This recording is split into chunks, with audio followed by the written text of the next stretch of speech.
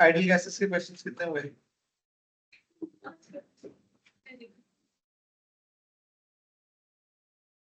Ryan, आप भी ideal gases के क्वेश्चंस कंप्लीट करो।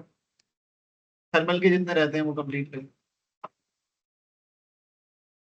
और आप आइडियल गैसेस के करो।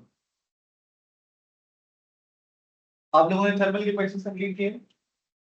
कौन से रहते हैं देखो, क्वेश्चन नंबर बताओ। थर्मल स्कूल कॉलेज में नहीं पढ़ा, यहाँ नहीं पढ़ा,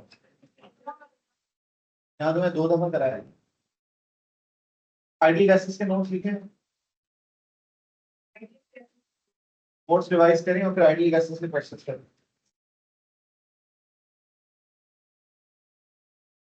कौन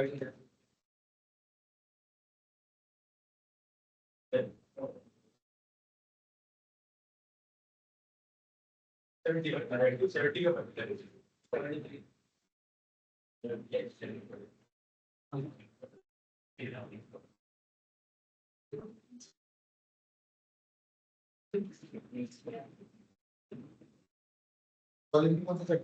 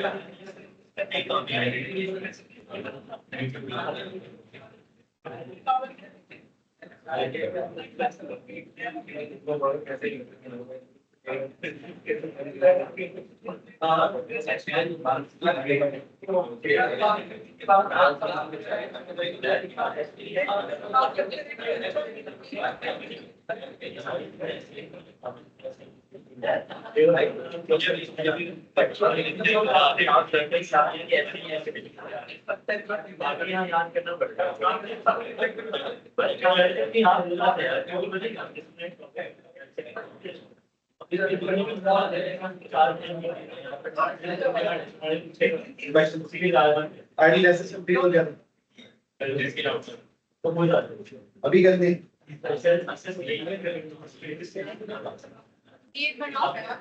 यस बेटा, आइडियल गैसेस के क्वेश्चंस करें, कुछ लोग वो कर रहे हैं। अच्छा, मैं अब फ्राइडे की क्लास से सुन लेंगे सब लोग। फ्राइडे से मैं मैग्नेटिज्म शुरू करा रहा हूँ, आप लोगों को नई बुक्स मिल जाएंगी, A2 बुक 2। और जिन्होंने नया ज्वाइन किया है वो ट्यूसडे थर्सडे में पुराने टॉपिक्स रिवाइज कर रहे हैं, तो आप लोग भी उन क्लासेस में ज्वाइन कर सकते हैं या आ सकते हैं। हमने जैसे ही इनका 12 नवंबर को कुछ बच्चों का एग्जाम AS वाले को खत्म हो जाएगा, 12-13 नवंबर को, तो 13 नवंबर से लेकर 10 दिसंबर के बिटवीन हमने पूरा सिलेबस दोबारा रिवाइज करना। ठीक है, तो आप लोगों ने भी, अगर जिसने भी पढ़ना है, ये दोबारा से सारी क्लासेस हो रही हैं, तो कोई क्लास मिस करने की जरूरत नहीं है। प्रैक्टिस करते रहें। अगर आपकी बुक खत्म हो गई है तो आप दूसरी बुक खोल लें, वो मिल जाएगी आपको। ठीक है, हाँ तो 21 नवंबर से 23rd, फिर दिसंबर में क्या करोगे? ये कौन सा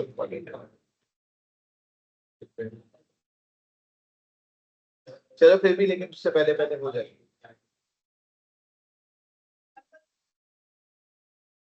टेम्परेचर हमने कर लिया पूरा, बताओ।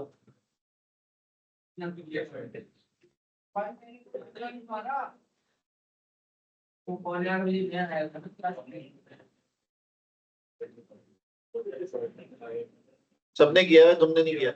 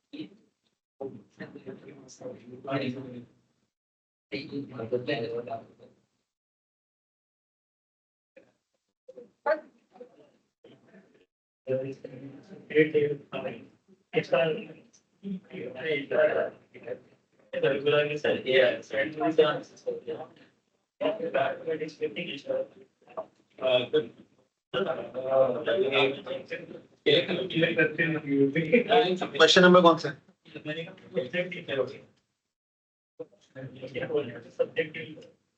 17। कहाँ कहाँ पे वैल्यूज पढ़ रहे हो? 12 पे, और 12 पे है 424, सेकंड बॉक्स है ना। कैसे निकालोगे? देखो 440 से 420 माइनस करो।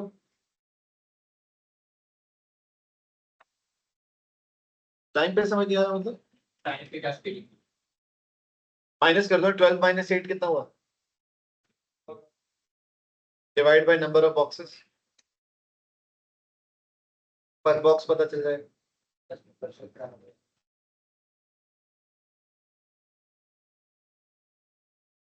बेटा क्वेश्चन नंबर 1, अभी हम आइडियल गैसेस के क्वेश्चंस को फोकस करें, जिन्होंने नहीं किया हुआ वो जल्दी से। What is meant by ideal gas? Any gas that obeys general gas equation PV is equal to nRT at all values of pressure, volume and thermodynamic temperature. C square किससे कहते हैं? mean square speed of all the molecules of gas. ठीक है, ये हो गया। Part 1 में इन्होंने आपसे पूछे नंबर ऑफ एटम्स, फॉर्मूला लगेगा नंबर ऑफ एटम्स के लिए PV is equal to NKT, n unknown है, सब्जेक्ट बनाए, टेम्परेचर को केल्विन में कन्वर्ट कर लें। शो करना था हमें 3 एक्सपोनेंट 23 आंसर आना चाहिए, तो 3 एक्सपोनेंट 23 आ रहा। पार्ट 2 में उन्होंने कहा है कि each atom of the gas is assumed to be a sphere. Sphere का वॉल्यूम का फॉर्मूला क्या होता है? तो रेडियस गिवन है, वॉल्यूम निकाल लिया। ये जो वॉल्यूम आया है ये एक एटम का है, लेकिन हमें वॉल्यूम चाहिए पूरी गैस का, तो हम अपने इस आंसर को नंबर ऑफ पार्टिकल से मल्टीप्लाई कर देंगे, तो टोटल वॉल्यूम ऑफ गैस आ रहा है 4 exponent -8। One of the assumptions of the kinetic theory of gases is related to the volume of atoms. कौन सी assumption थी? Volume of gas is negligible as compared to the volume of container. Volume of gas कितना है? 4 exponent -8, और volume of container कितना था? 6.8 exponent -3। ये -3 और ये -8 है, बड़ा कौन है? -3 बड़ा है। कितना बड़ा है? एक्सपोनेंट 5 टाइम्स बड़ा है। तो इसका मतलब है कंटेनर का volume is much much larger than the volume of gas, और यही हमने assumption में पढ़ा था, which means के हमारे डेटा, हमारी कैलकुलेशन के हिसाब से the assumption is justified। यहां तक हो गया आप लोगों का?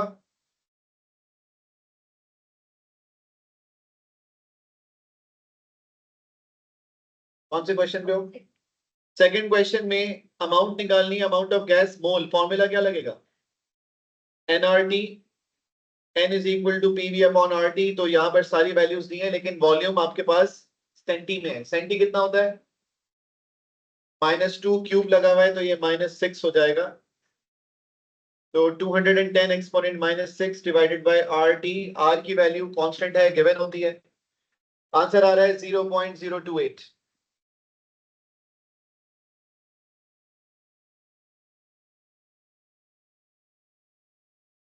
फाइनल वाला डेटा क्यों यूज नहीं किया? क्योंकि फाइनल में पूरा डेटा है नहीं हमारे पास, टी नहीं, गैस एक ही है।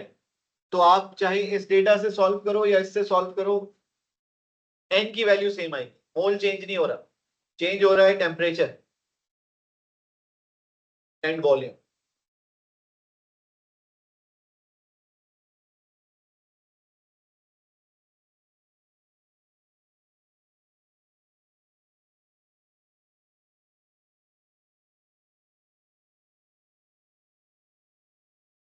क्वेश्चन 2 हो गया, पार्ट ए। पार्ट बी में हमें निकालना है टेम्परेचर। ये डेटा यूज होगा, लेकिन मोल कौन से यूज होंगे?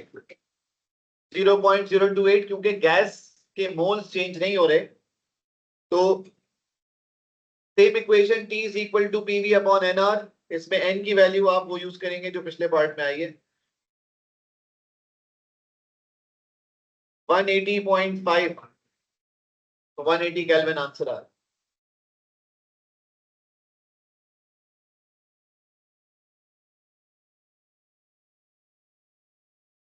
वर्क डन का फॉर्मूला होता है pressure into change in volume. कितना प्रेशर था? 3 एक्सपोनेंट 5 प्रेशर है, और वॉल्यूम चेंज है 210 से लेकर 140, लेकिन सेंटीमीटर क्यूब में मीटर क्यूब में कन्वर्ट होगा। तो ये हो गया 3 exponent 5 multiplied by change in volume 210 minus 140 exponent -6, 21 joules answer आ रहा है। वॉल्यूम बढ़ा है, कम हुआ है? वॉल्यूम कम हुआ है तो वर्क डन पॉजिटिव ट्रीट होता है। ये हमने थर्मल के चैप्टर में पढ़ना है। वर्क डन अभी हमने आइडियल गैसेस में नहीं पढ़ा था, लेकिन फिर भी हम कर लेंगे, बाद में आपको समझ आ जाएगा कि हमने क्या किया यहाँ पे। नेक्स्ट पार्ट में उन्होंने आपसे क्या पूछा है? डेल्टा यू का फॉर्मूला होता है delta Q plus delta W. ये भी चैप्टर 3 थर्मल प्रॉपर्टीज का पार्ट है, लेकिन यहाँ अभी कर लें, जब हम वहां रिवाइज करेंगे तो आपको समझ आ जाएगा, वरना ये दो पार्ट्स रह जाएंगे। बेटा डेल्टा क्यू कितना बताया उन्होंने? हीट 53। मुझे बताएं टेम्परेचर बढ़ा था कम हुआ था? 270 से 180 हुआ था। टेम्परेचर अगर कम हुआ है तो सिस्टम ने हीट गेन की है, लूज की है? लूज की है, तो 53 पॉजिटिव ट्रीट नहीं होगा, नेगेटिव ट्रीट होगा। तो क्यू की वैल्यू -53, और वर्क डन कितना निकाला था अभी हमने? 21। -53 प्लस 21 आंसर आया -32। वर्क डन को पॉजिटिव क्यों लिया है? क्योंकि सिस्टम का वॉल्यूम कम हुआ है। वॉल्यूम कम होता है तो वर्क डन पॉजिटिव लेते हैं, वॉल्यूम बढ़ता है तो वर्क डन नेगेटिव लेते हैं। ये हमने थर्मल प्रॉपर्टीज में पढ़ा है, ठीक है।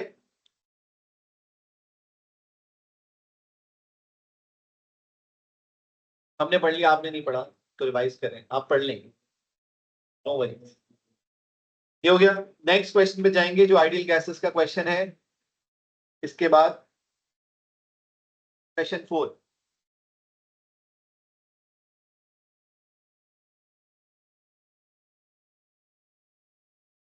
बेटा assumption related to the volume of the gas क्या थी वो?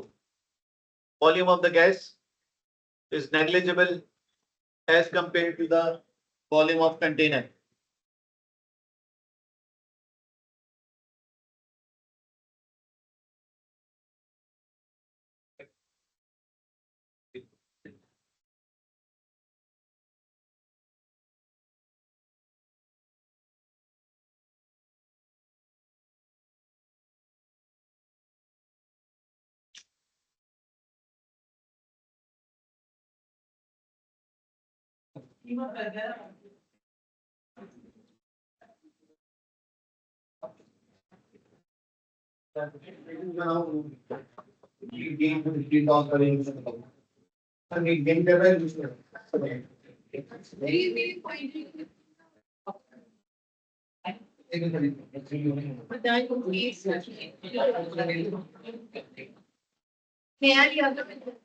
आपने तो निकाल ली मजीद।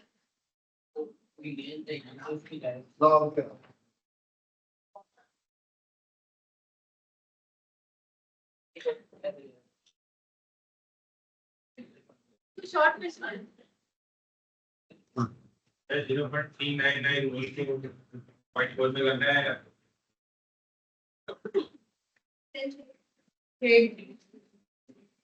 यस बेटा, मोल निकालने के लिए, मॉलिक्यूल निकालने के लिए कौन सा फॉर्मूला था?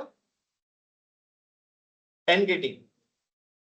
एनआरटी कब लगाएगी? जब मोल निकालने। अभी हमने क्या निकालने? Number of molecules. यहाँ पर यूनिट से भी हमें आइडेंटिफाई हो जाता है। देखिए नंबर के साथ कोई यूनिट नहीं लिखा हुआ ये रहा। अगर यहाँ मोल लिखा होता तो हम फॉर्मूला यूज करते एनआरटी। अभी हम कौन सा यूज कर रहे हैं? अगर हम एनआरटी करेंगे तो भी निकल जाएगा, लेकिन पहले मोल निकलेंगे फिर नंबर ऑफ पार्टिकल्स निकलेंगे, इससे डायरेक्टली मिल जाता है।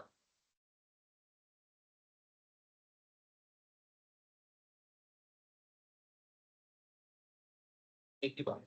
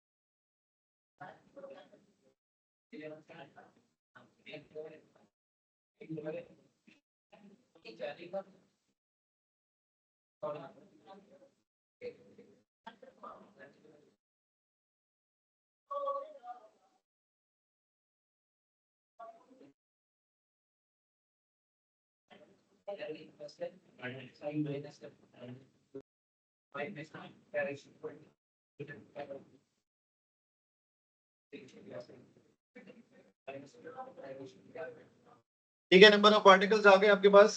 देन हमें गैस का वॉल्यूम निकालना है। डायमीटर गिवन है और हमें पता है कि मॉलिक्यूल्स स्फेरिकल होते हैं। So V is equal to 4/3 pi R cube. Diameter से रेडियस कैसे निकालते हैं? Divide by 2। सो आपके पास रेडियस आ गया 1.5 एक्सपोनेंट -10। वॉल्यूम निकालेंगे। ये जो वॉल्यूम आया है ये एक मॉलिक्यूल का वॉल्यूम है। हमें गैस का वॉल्यूम निकालने के लिए इसको मल्टीप्लाई करते हैं नंबर ऑफ पार्टिकल से, और हमारे पास ये आ गया गैस का volume 4 exponent -5।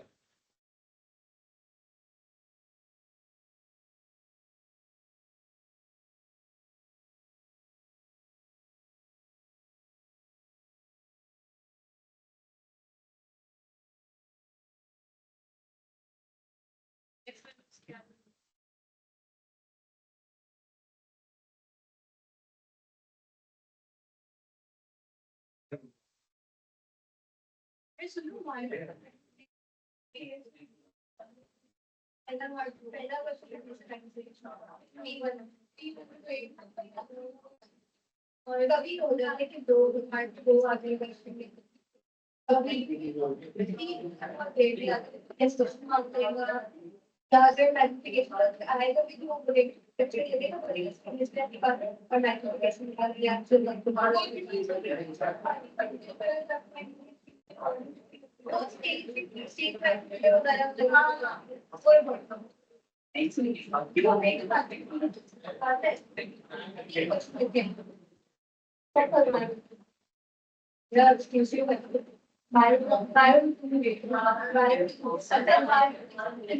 Yes, by reference to your answer, suggest why the assumption in A is justified. Volume of gas कितना है? 4 एक्सपोनेंट -5। और कंटेनर का वॉल्यूम कितना था? -2। कौन बड़ा है? कंटेनर। कितना बड़ा? एक्सपोनेंट 3 टाइम्स, मतलब 1000 टाइम्स ज्यादा है उसका वॉल्यूम। और यही हमने अभी assumption में लिखा भी है कि volume of gas is very small, negligible as compared to the volume of container. तो आप देख सकते हैं कंटेनर का वॉल्यूम गैस के वॉल्यूम से कहीं ज्यादा है। तो इट मीन्स कि हमारी जो assumption है वो जस्टिफाइड है। ठीक है, क्वेश्चन नंबर इसके बाद बेटा रेहान, आप इसकी पिक्चर ले लो।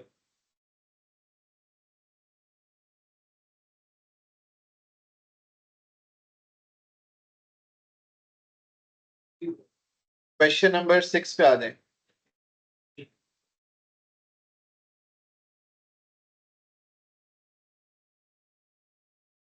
एक मोल का मास कितना है? 32 ग्राम। और हमारे पास कितना मास गिवन है? तो पहले क्रॉस मल्टीप्लाई करके मोल निकालेंगे, सही है। एक मोल 32 ग्राम। बेटा ये किलो में था इसलिए एक्सपोनेंट 3 लगा था। एक्स कितने मोल आए? 3.4 एक्सपोनेंट 3 मोल्स बन रहे हैं। अब फॉर्मूला लगाएंगे, T is equal to PV upon NR. T unknown है, वो भी उन्होंने बताया हुआ है, हमें शो करना है। 300 आंसर आना चाहिए।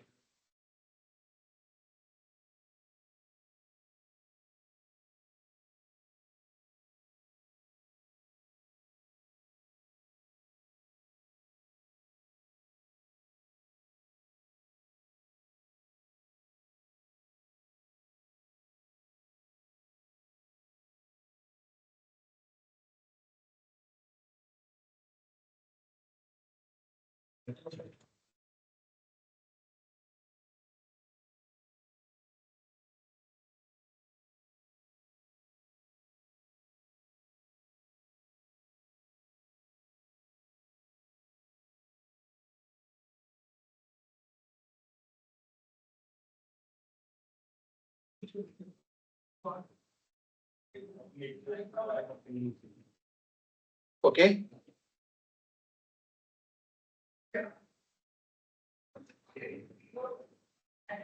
क्यू का फॉर्मूला होता है M C delta theta. M कितना गिवन था? 110। सी की वैल्यू 0.66। डेल्टा थीटा 350 माइनस 300, क्या आंसर आया? 3.6 एक्सपोनेंट 3। ये फॉर्मूला वैसे आपने ओ लेवल्स में भी पढ़ा है, और अभी हमने जो थर्मल प्रॉपर्टीज का चैप्टर है उसमें किया ये। ठीक है, जिन लोगों ने अभी थर्मल प्रॉपर्टीज नहीं पढ़ा वो जब पढ़ेंगे तो उसमें से कर लेंगे।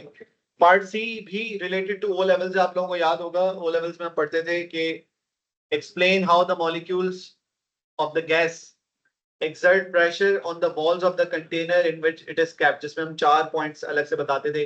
molecules of gas are always moving in random direction with high velocity. When they collide with the wall they exert force exerted by unit area causes pressure, और due to force exerted हमारे पास momentum molecules का change होता है। ये सारी चीजें हमने जो पहले पढ़ी हुई है वही यहाँ लिखनी है। ठीक है,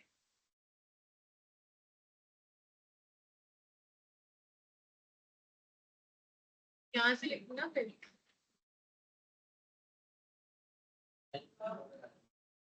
फिर देखिए मैंने कितने प्यारे नोट्स लिखे हैं। अच्छे लग रहे हैं ना? आपके ज्यादा, आप सबसे ज्यादा अच्छे लिख रहे हैं। इंस्पिरेशन तो वहीं से मिली है। क्या तो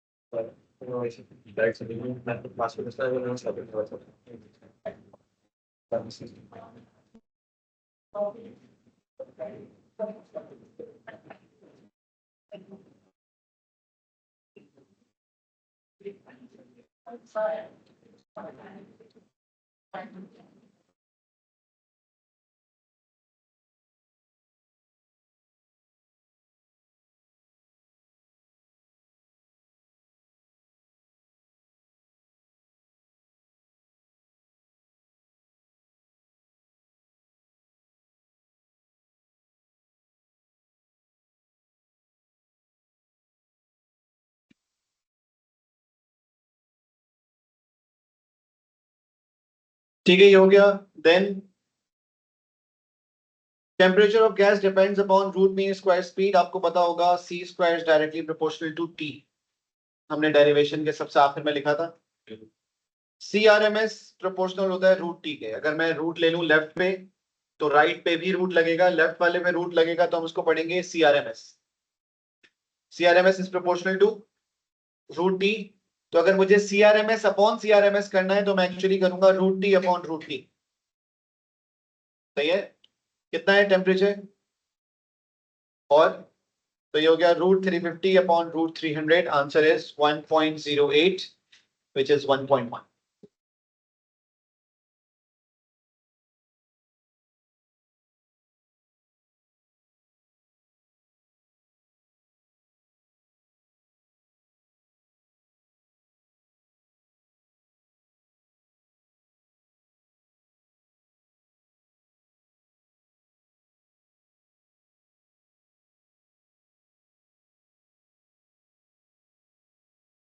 हो गया? देन क्वेश्चन नंबर 8 पे आ जाए।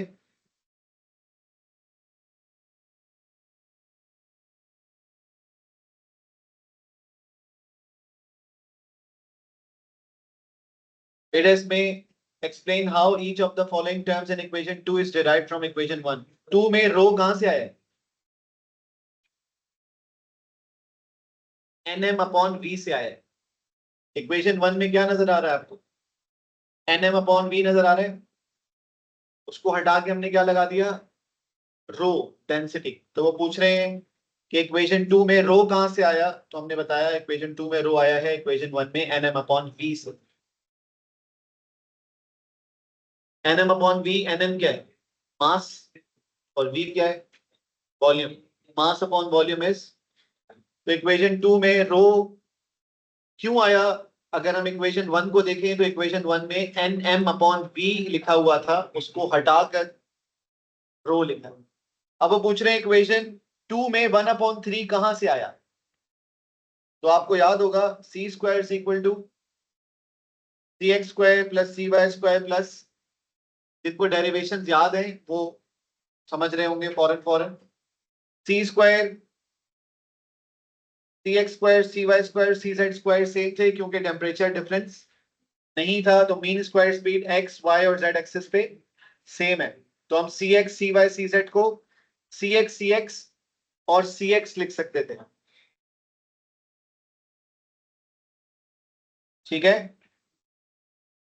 C² इक्वल टू 3CX² हो गया था, तो CX² हो जाएगा 1/3 C²। यहां से आया 1/3। ठीक है? ये भी डेरिवेशन में क्लियरली लिखा हुआ है, समझाया हुआ है। अगर किसी को यहाँ याद नहीं आ रहा तो पहले वो डेरिवेशन रिवाइज करेगा नोट्स में से। C² कहां से आया?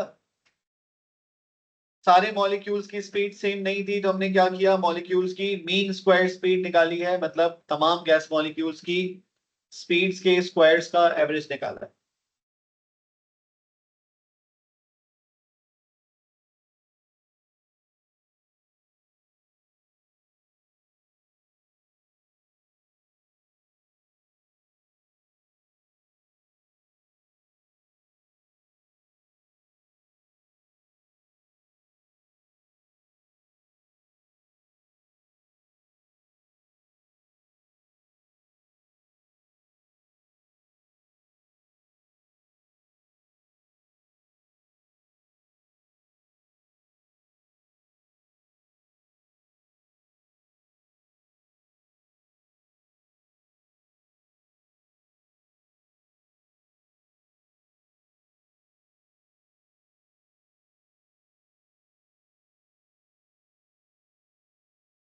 Done. Then mass of one molecule निकालना है। PV is equal to nRT से आप निकालें N मोल। एक मोल में कितने मॉलिक्यूल्स होते हैं?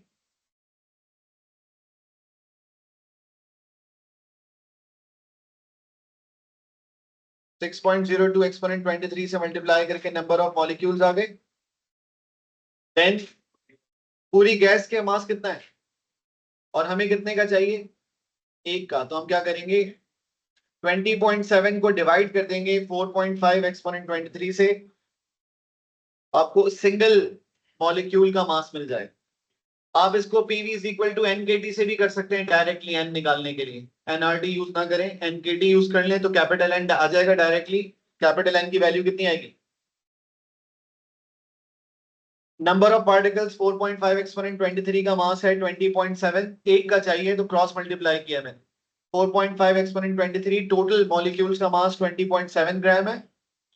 एक मॉलिक्यूल का मास कितने ग्राम होगा?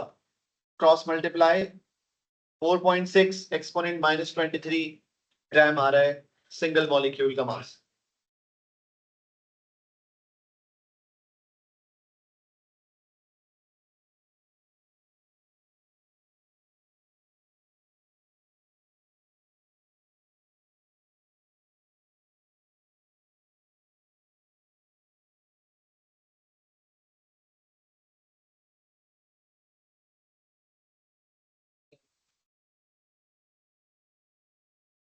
Done.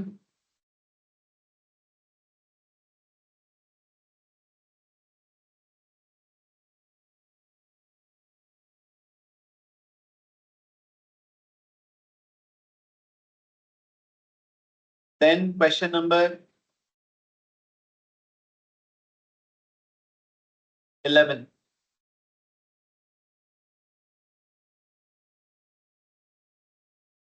Number of molecules, formula बताएं। PV is equal to NKT.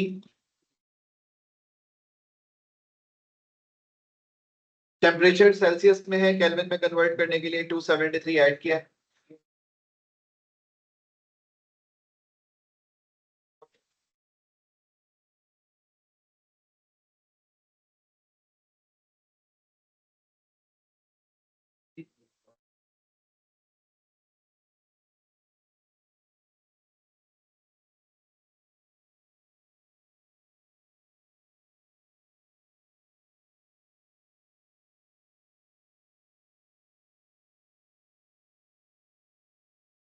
Okay.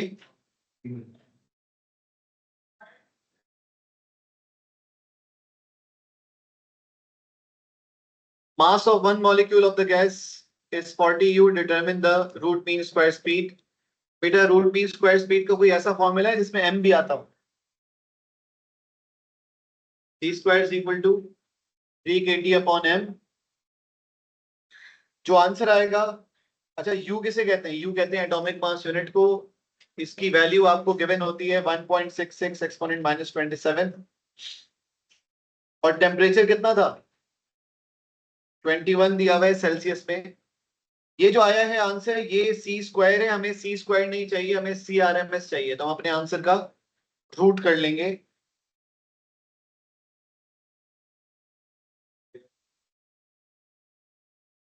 सवाल में नहीं होगी, डेटा में होगी सबसे पहले पेज। 40 यू लिखा हुआ है, यू की वैल्यू आप डेटा से उठाएंगे, पेपर के सबसे पहले पेज पे डेटा में होगी यू की वैल्यू।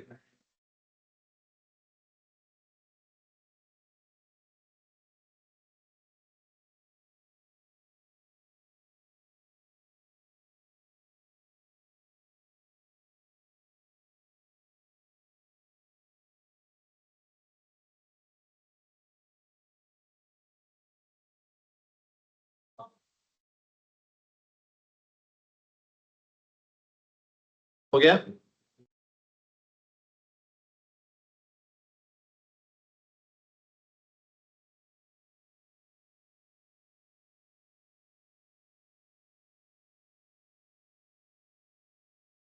देन इन्होंने कहा है कि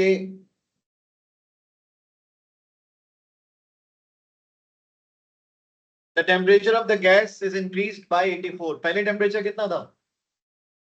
इंक्रीज्ड बाय 84 लिखा हुआ है, 84 टेम्परेचर नहीं है, ठीक है। Calculate the value of the ratio. पहले तो मुझे बताएं, C square is proportional to T. हमें सी स्क्वायर का रेशियो नहीं चाहिए, तो ये हो जाएगा C R M S proportional to root T. तो root T upon root T, ऊपर वाला रूट टी कौन सा आएगा? नया वाला। टेम्परेचर कितना है?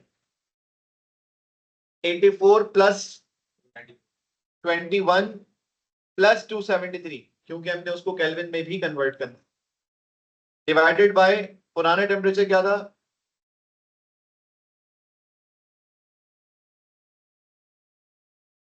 डिफरेंस नहीं लिया आपने, एक्चुअल टेम्परेचर लिया, ऊपर भी टेम्परेचर नीचे भी टेम्परेचर। नहीं फर्क पड़ेगा क्योंकि ये मल्टीप्लाई बाय 273 नहीं है, डिवाइड प्लस 273, कैंसिल नहीं हो सकता। आप एक दफा करके देख भी लो अपनी तसल्ली के लिए। 21 प्लस 84 को √21 से डिवाइड करके देख लें आप, ये सेम आंसर नहीं आए। ये तब सेम आता जब मल्टीप्लाई बाय 273 होता, तो ऊपर और नीचे कैंसिल हो सकते थे। ये ऊपर और नीचे मल्टीप्लाई नहीं हो रहे, ये प्लस हो रहे हैं। प्लस वाली वैल्यूज कैंसिल नहीं होती।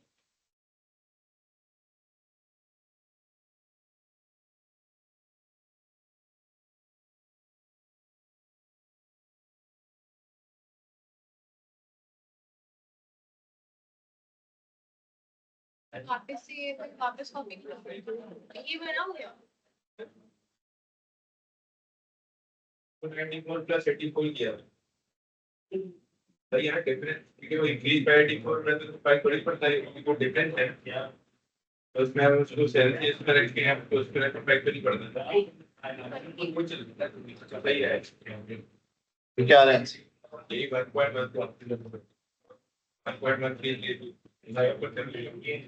1.13 इंक्रीज बाय हो गया डिफरेंस। आपने बोला था कि डिफरेंस हम निकाले में 2 टेम्परेचर्स का, तो सेल्सियस में निकाले और केल्विन में निकाले, डिफरेंस एक ही होता है।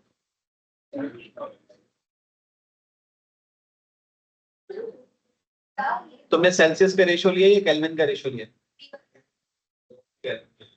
नहीं 2094 प्लस 84 अपॉन दोनों रूट करेंगे और 294। हाँ तो मैंने भी तो यही किया है। मुझे आपने बोला नहीं तो तुमने किया तो वही है जो मैं कह रहा हूँ, डिफरेंस क्या लिया था?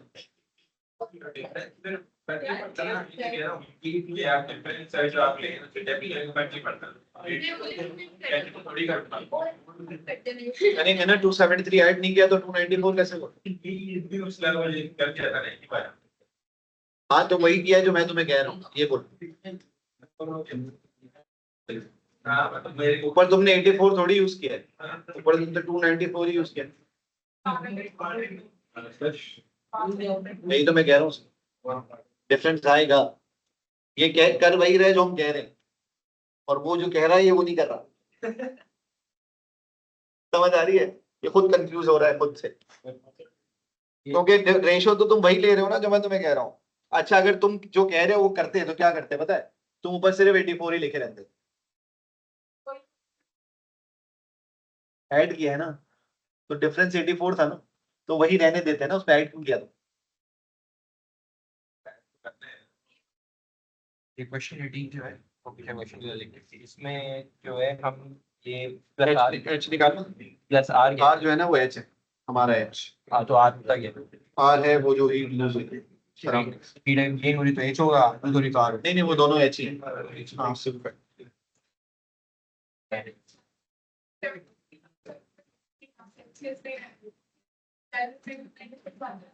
नहीं, ये नहीं हो सकता, गलत आंसर है। यही मैं कह रहा हूँ, और ये यही मैं इसको बता रहा हूँ। और ये कह रहे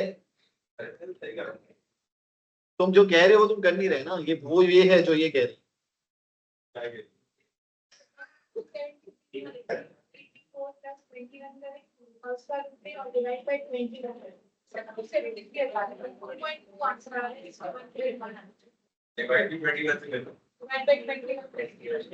हाँ कन्वर्ट करेंगे ही ना, पर यही तो कह रहा हूँ।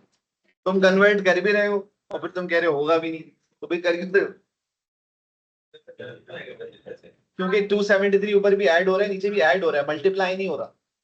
कैंसिल तो तब होता है ना जब मल्टीप्लाई होता है। तो वो मैथ्स है सिंपल।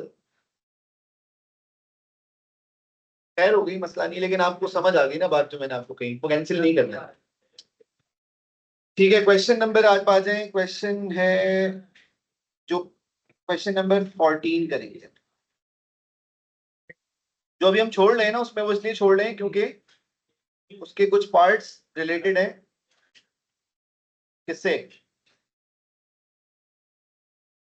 थर्मल प्रॉपर्टीज वगैरह से। इलास्टिक कोलिजन किसे कहते हैं? इलास्टिक कोलिजन किसे कहते हैं? जिसमें काइनेटिक एनर्जी कंजर्व हो, मतलब मॉलिक्यूल की स्पीड बिफोर कोलिजन और आफ्टर कोलिजन सेम। गैस की assumptions लिख सकते हैं काइनेटिक थ्योरी ऑफ गैसेस की 4 assumptions में से एक उन्होंने बता दी है, एक उन्होंने बता दी है लास्ट टेक वाली ना, बाकी हमने उसके अलावा 2 लिख दी।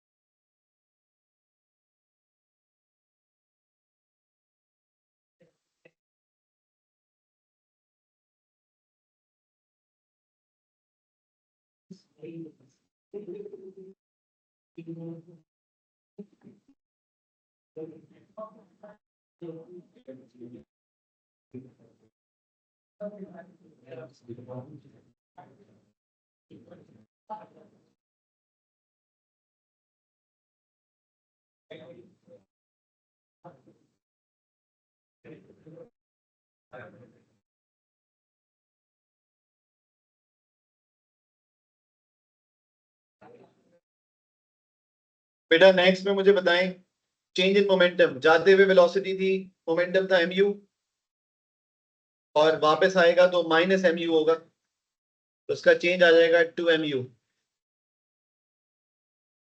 डेरिवेशन में भी हमने किया हुआ है चेंज इन मोमेंटम, वहां पर हम उसको u को cx लिख रहे थे, तो ये था 2mcx। हमारी डेरिवेशन में नोट्स में ये 2mcx है, क्योंकि हमने वेलोसिटी को u नहीं लिया था, cx लिया था। टाइम क्या हो जाएगा, टाइम होता है distance upon speed 2l divided by u।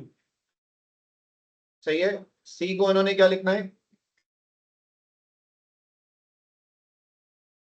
इन्होंने u लिखा है तो हम भी लिखेंगे u, तो ये हो जाएगा 2l अपॉन u। इसके अलावा देखना पड़ेगा। नोट्स रिवाइज करेंगे। फोर्स होती है rate of change in momentum, तो 2mu upon 2l upon u। देखिए ये 2mu जो है ये डेल्टा p है, और डेल्टा t अभी हमने लिखा था 2l अपॉन u, 2 से 2 कैंसिल, ये हो जाएगा mu square upon l, u ऊपर जाकर u से मल्टीप्लाई हो जाएगा।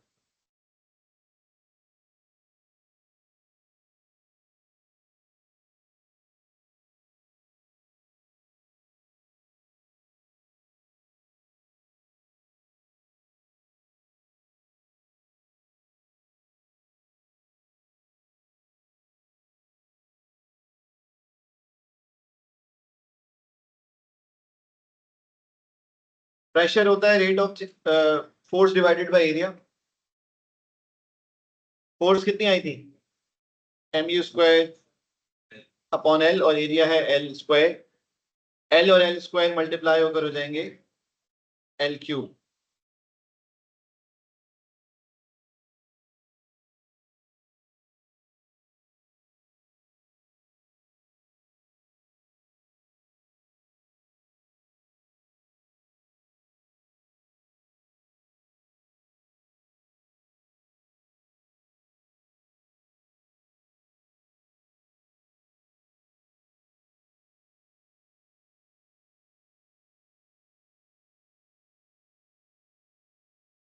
अब इन्होंने बोला है इस एक्सप्रेशन से pv is equal to 1/3 nmc square से हमने प्रूव करना है कहां तक, ek is equal to 3/2 kt। ये भी हमने डेरिवेशन में ही सीखा था। pv is equal to 1/3 nmc square, e किसके बराबर होता है, mean kinetic energy half mc square के बराबर है। 2 अगर इधर चला जाए तो ये हो जाएगा 2ek is equal to mc square, और मैं mc स्क्वायर की जगह पर यहां पर लिख रहा हूं 2ek, तो ये 2 अगर 1 से मल्टीप्लाई हो जाएगा तो हो जाएगा 2/3 NEK। पीवी बराबर किसके था, NKT, और अभी पीवी बराबर है इसके, इन दोनों को हम इक्वल कर देंगे, n से n कैंसिल, क्या बचा, EK is equal to 3/2 KT prove हो गया। और ये हमने नोट्स में किया हुआ है, आइडियल गैसेस की डेरिवेशन में हमने ये सीखा हुआ है। ये डेरिवेशन का जो थर्ड पार्ट था वहां पर हमने किया था। यही इक्वेशन E के is equal to 3/2 KT use होगी, equals to half MC square, 2 और 2 cancel, C square is equal to 3 KT upon M। K की वैल्यू कांस्टेंट है, T इन्होंने दिया हुआ है सेल्सियस में, केल्विन में कन्वर्ट हो जाएगा, डिवाइडेड बाय मास। ये जो आपका आंसर आया है ये आया है C स्क्वायर। हमें क्या चाहिए?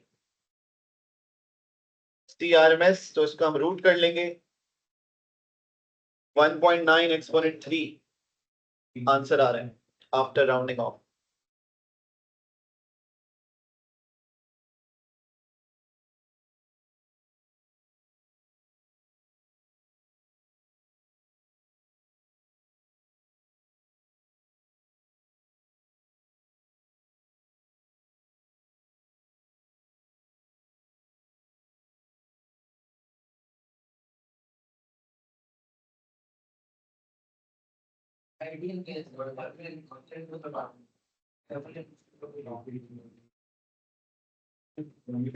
This space का मतलब क्या होता है? और सब कौन एरिया मैंने फॉर्मूला नहीं प्रेशर को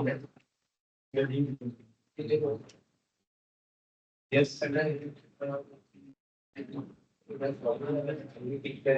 ये जो है एंडिंग, ये बॉइलिंग, उसमें ही गेन होगी, उसमें ही होगी। सिस्टम को टेम्परेचर सराउंडिंग से कम, जो सिस्टम में टेम्परेचर आते हैं, हीट लॉस में इंडेक्स कहां आता है? राइट, हीट गेन इंडेक्स कहां पर है? पीछे एक गेन पर वैसे में लॉस कर, इसलिए एक स्टॉक सिस्टम में टेम्परेचर सराउंडिंग से ज्यादा है। ये 100 डिग्री सेल्सियस है, सराउंडिंग कितनी है? 33, 34, 35। तो एक ही सूत्र में ये क्या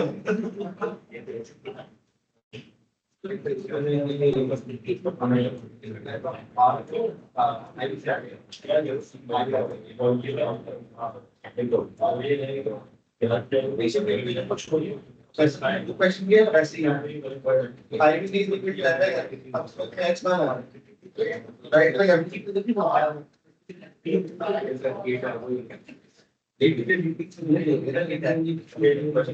the game, like 50 plus X is equal to simultaneously solve.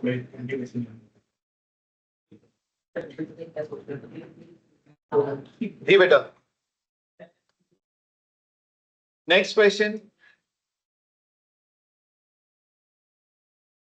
ये करेंगे, क्वेश्चन नंबर 16। आइडियल गैस किसे कहते हैं?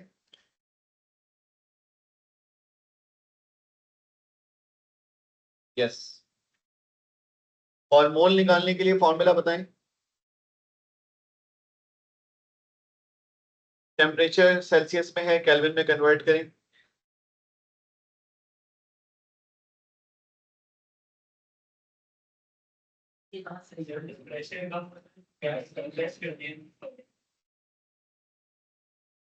प्रेशर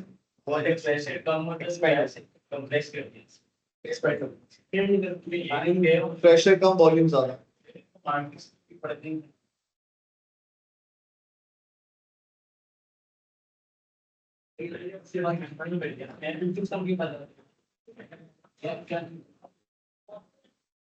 सिर्फ वेलोसिटी वेक्टर है ना, velocity vector electric field straight vector.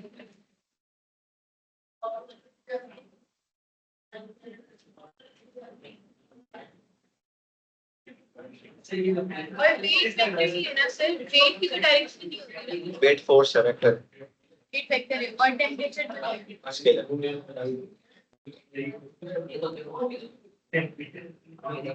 इस तरह के क्वेश्चंस आते भी हैं, ये थी पहला दूसरा बस वही होता है।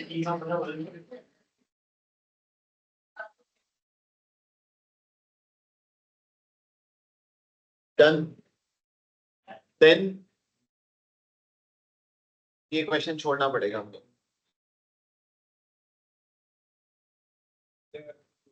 बस सही है, इतना ही रखते हैं। आइडियल गैसेस के इसका मतलब है हमारे सारे क्वेश्चंस हो गए कंप्लीट। जहां पर बीच बीच में पार्ट्स आ रहे हैं वो पार्ट्स हैं, पूरे पूरे क्वेश्चंस नहीं है। अब हम थर्मल प्रॉपर्टीज रिवाइज करके उसके क्वेश्चंस कंप्लीट करेंगे सारे। अब जो बाकी रहते हैं वो सब थर्मल प्रॉपर्टीज के सिवाय एक बीच में आया हुआ है ब्राउनियन मोशन, वो हम टेम्परेचर में कंप्लीट करें, ठीक है। ओ लेवल्स में भी, और आप लोगों ने शायद बायो के स्टूडेंट्स ने पढ़ा हुआ होता है डिफ्यूजन के चैप्टर में कहीं, ठीक है। तो ये तक रखते हैं इसको। कल की क्लास में मैं सिंपल हार्मोनिक मोशन रिवाइज करा रहा हूँ,